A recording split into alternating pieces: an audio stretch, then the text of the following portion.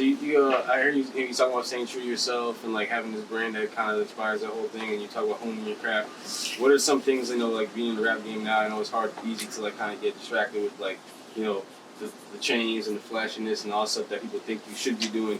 How is something where you kind of like, I guess hone your craft as an artist, but also like your mind as well, like, kind of like what made you want to just go down that path and focus on those things as opposed to like being flashy and not so much of that aspect? Because the artists I gravitated to didn't feed into that flim flam shit. That's what I call it, flim flam. Flim flam.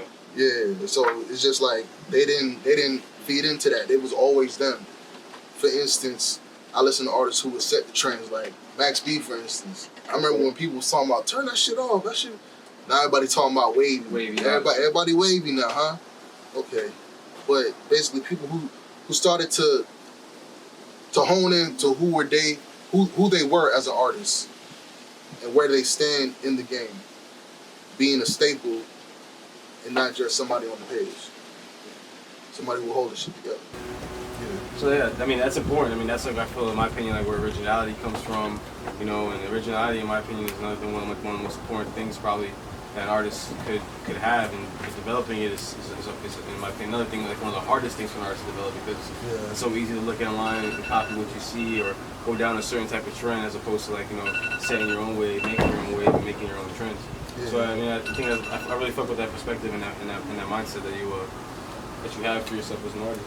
Thank you. I think in order to even have that mindset as an artist, you gotta have that mindset just as a regular human being. Mm-hmm.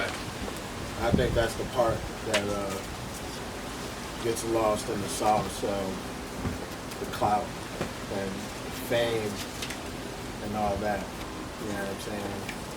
That you still have to be one with yourself as an individual. When you turn off whatever that is, you still gotta be able to accept yourself.